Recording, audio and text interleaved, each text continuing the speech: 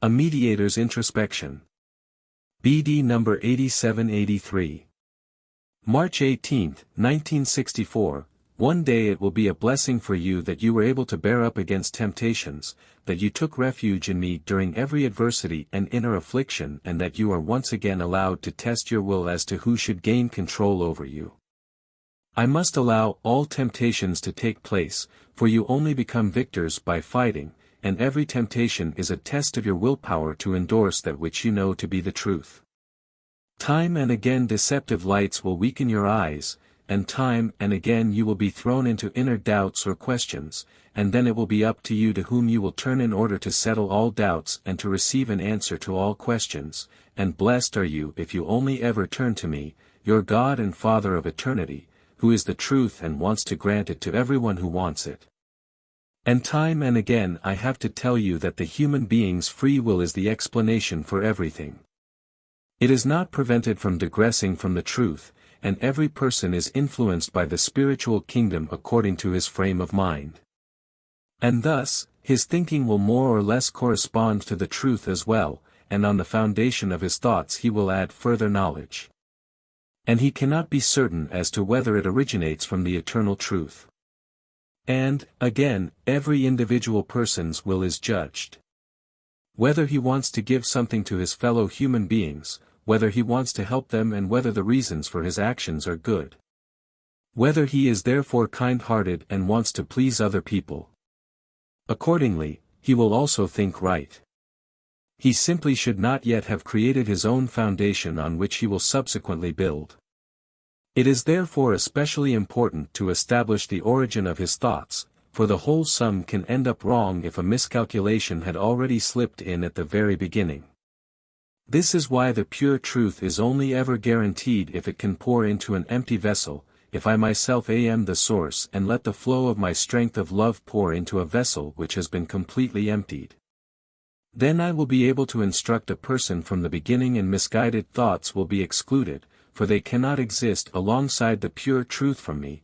They will be instantly recognized as wrong and will therefore not be accepted. And every person has to subject himself to this introspection if he wants to work as a mediator between me and the human race and convey the truth to them. The spiritual world has every possibility at its disposal of taking possession of a person, of subjugating his will, and then of working through this person. As to whether this happens in a positive or negative sense is determined by the person who hands himself over to spiritual forces so that they can speak through him. And the degrees of maturity vary so much in the spiritual world that their messages, too, are entirely different. You humans don't always possess the necessary gift of discernment to have the guarantee of knowing the truth. Therefore the world of light will always advise you to shape yourself such that it will enable the working of the Spirit within the person, so that I myself, the Eternal Father Spirit, will be able to express myself through the spiritual spark in you. In that case you can be certain that only pure truth will be imparted to you. And I myself will always inform you about the characteristic of the divine working of the Spirit, which will enlighten you about Jesus Christ and his act of salvation. For all you humans will live your earthly existence in vain if you don't find the path to him, who alone can release you from my adversary's power. Who alone can redeem the original sin, which consisted of your past apostasy from me, and who alone can grant you the strength to liberate yourselves through his acquired blessings on the cross to strengthen your will. One caused your downfall. One can and will redeem you and lift you up to him again. And this one needs to be recognized and acknowledged as Redeemer of the world, in whom I embodied myself and accomplished the act of salvation for people. And if the knowledge of this is not clearly and unequivocally made accessible to you, then you are not taught by me myself, and continue to remain in spiritual darkness until you have found the light which emanates from me directly and fills everyone who merely opens his heart and accepts what I either directly or indirectly aim to impart to him.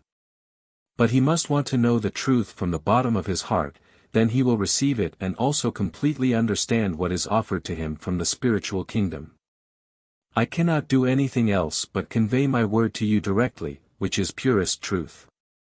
Nevertheless, You are at liberty to accept it or to acquire different spiritual knowledge which can appeal to you as well but which will always remain a deceptive light that has no effect on your soul.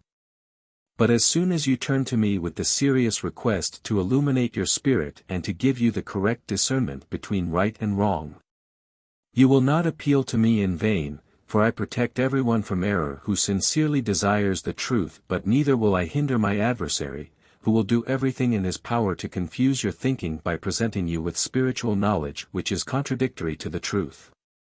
For he will fight the truth until the end, but until the end I, too, will send you the light which will strengthen your faith and make you blissfully happy. Amen.